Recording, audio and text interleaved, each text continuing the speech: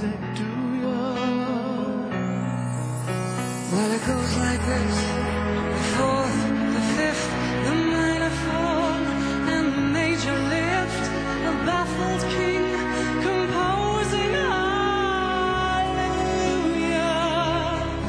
hallelujah, hallelujah, hallelujah, hallelujah.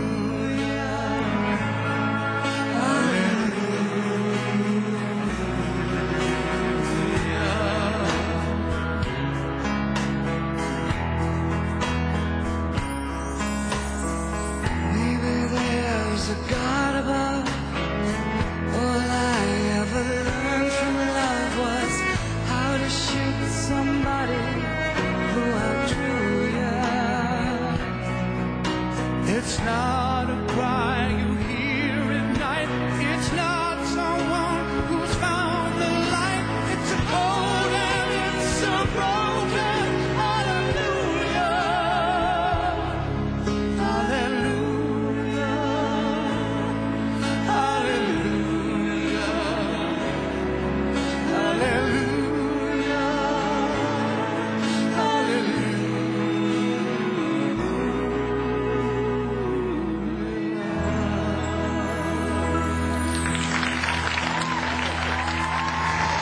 Tears in the Emdo household last night. I wouldn't say it if I was wearing the pink shirt from the other day, but tears in the Emdo. Spine tingling. They scored 3 10s and a 9. Ross Wilson was the Scrooge. You only gave him a 9, but chasing a 3 headline. 10s and 9. Fantastic. It was absolute, and the inspiration from the Choir of Hard Knocks, where I went and had a look. It was absolutely beautiful, guys. On the show ahead for you, we will reveal the results of our charity makeover and the teenagers accused of bashing a young girl so they could post the video on YouTube. Horrible. But next, how a best-selling author survived in prison. Jeffrey Archer is on the couch to share his own story. That's when we come back.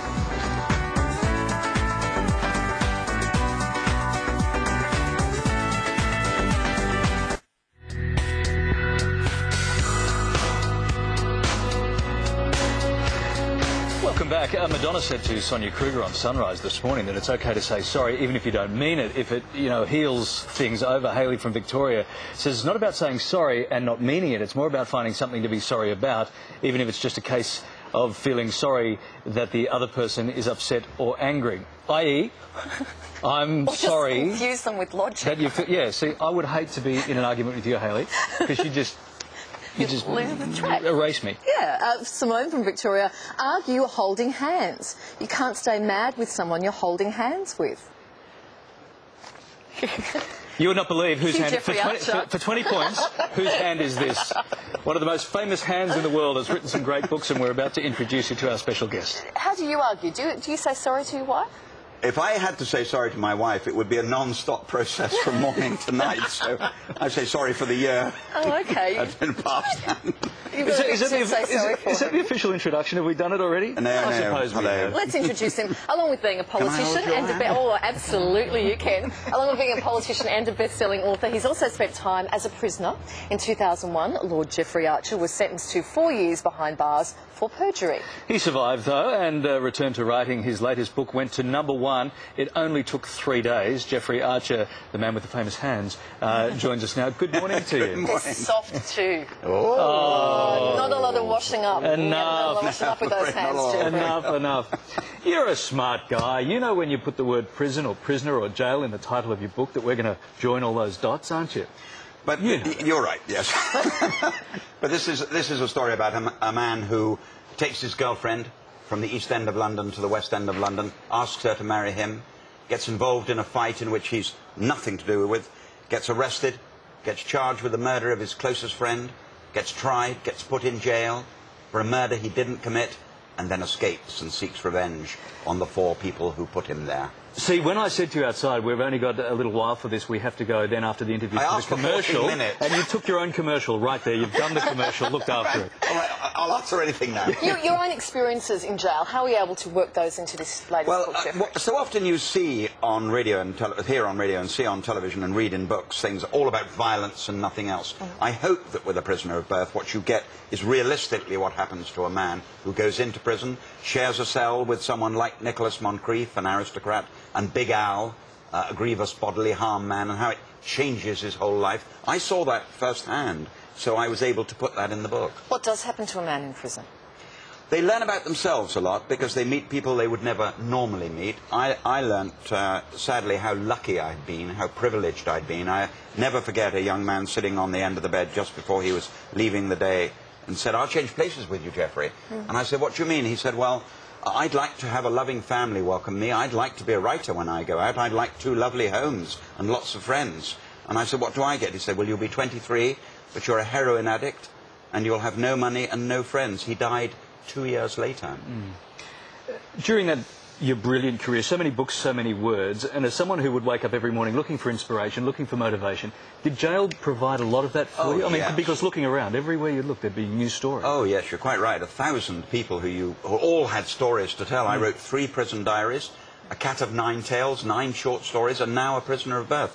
So, yes, it was a rejuvenation in that way. I hadn't expected it to be, but when I came out, I thought, wow, I'd never have got all those stories. You really never expected it to be such a different place, to such a different world no, for you? I expected that, but I didn't expect to have so many stories. Right. I mean, I was depressed and low and fed up and bored, and then I started writing every day and hearing these stories every day. They couldn't stop telling me stories, and I couldn't stop writing them down. Okay, talking about writing it down, I was reading your blog, and on your blog you said, "I'll be gone for a week because my PA has taken some time off." That means that you can't type. No, it can't type. I handwrite every word of my books. I cannot type at all. I dictate the blog to her every morning. And you're quite right, we've now got 500,000 people a month reading the blog, which is very exciting. And I've got a week off, and I'd like to tell them about you holding my hand. And I'd like to tell them about you holding my hand. Well, yeah, if I knew that you would handwrite everything, I wouldn't have exactly clenched so hard. Okay, tell us now about Aussie fans also, because we're quite different to other fans around the world, according to your There's blog. one big difference in this country, is if I go to a signing, there'll be 200 people in the queue. In England nowadays, for any author, you just go to the bookshop, sign 100 copies, 200 copies, and go home. Nobody queues, nobody goes to see the author. In Australia, you still treat someone who's taken the trouble to come all this way. You treat them well, with the exception of our cricket team, who you treat very badly. You've been disgraceful. What does that say about us, then, if we're willing to queue to see you? I think habits change across continents and with people all the time. And I'm going to India in 2 weeks' time. I've never done that before, to do a tour, because they're all buying books now in great numbers. And I bet I'll come out at the end of that tour telling you they do something very strange. All they want to do is talk cricket to you, you know They that. will. Just quickly, Quickly, haven't we got another 40 minutes? John Cleese, I'm assuming that all celebrities in England know each other. You know John Cleese. I know John, yes. John Cleese has come out today saying he'd like to be a speechwriter for Barack Obama should he become successful in the race for the American presidency. You have some very firm opinions about Barack Obama, don't you? Oh, I think he's a great man. I was in America a couple of weeks ago. I heard the speech on race relations, and I agree with everything everyone said. The New York Times compared it to Kennedy's speech on segregation. They compared it to Lincoln's speech on slavery. I think this is a very remarkable man. Whether America's ready is one thing, but he's certainly capable of doing the job, in my opinion. Can John Cleese write speeches, political speeches? John Cleese will be able to give him one-liners that you don't forget. That's the great secret in politics. If you can deliver a single line that everybody repeats again and again, it's much better than a long speech. And John Cleese, a very well-educated, very clever man, is well capable of that. And you wouldn't want... You're a very naughty boy, creeping into his speeches. No, quite right. Thanks for coming in and sitting down. Yes, Yes, why don't you two lovely. do that? Maybe I should go. Elbow him out of the way. Maybe I'll just go. If you'd like to read Geoffrey Archer's latest book, or maybe hold his hand. It's called A Prisoner of Birth, and it's out now. Thank you very much. Thanks so you much. very much. Lovely Nice to to see see you. you. Still to come, the huge amount of food we waste every day, and we'll find out the rules on apologising. I'm going to get some more rules off Geoffrey. What? I want you to hold my hand. Okay. See, I have to beg. I have to beg. You just lean forward. Can you feel the love? Thank you. Well, he's still holding my hand. You just went, no, I don't want to touch you, filthy man, you said to me. Next, this morning's news and today's weather. You are watching The Morning Show right here on 7. Okay, out of the way. Out of the way. I'm getting closer.